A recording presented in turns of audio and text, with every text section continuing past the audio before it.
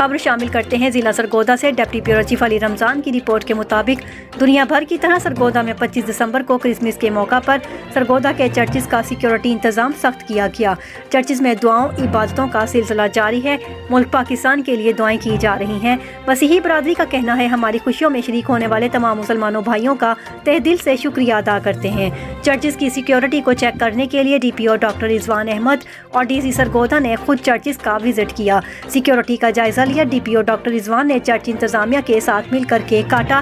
مسیحی برادری کو مبارکباد دی۔ ڈی پی او سرگودا ڈاکٹر رضوان میڈیا سے گفتگو کرتے ہوئے جو ہمارے اے کیٹیگری، بی کیٹیگری اور سی کیٹیگری ہیں، اور تمام روڈز کو ڈائیورژنز لگائی گئی ہیں۔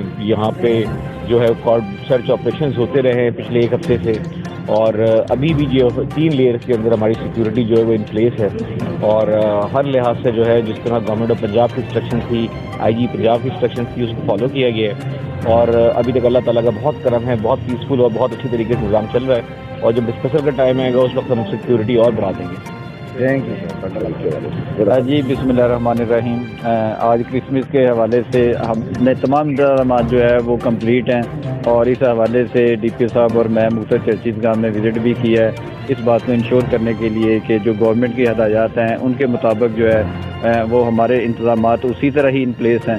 تو اسی طرح انتظامیہ جو ہے ہماری چرچز کی ان سے بھی ملاقات ہوئی ہے، انہوں نے بھی اپنے اطمینان کا اظہار کیا ہے، اور الحمدللہ بڑا پرامن طریقے سے تمام پروگرام جو ہے ان کا انعقاد کیا جا رہا ہے۔ جی بالکل، جیسے بتایا کہ تقریباً 1000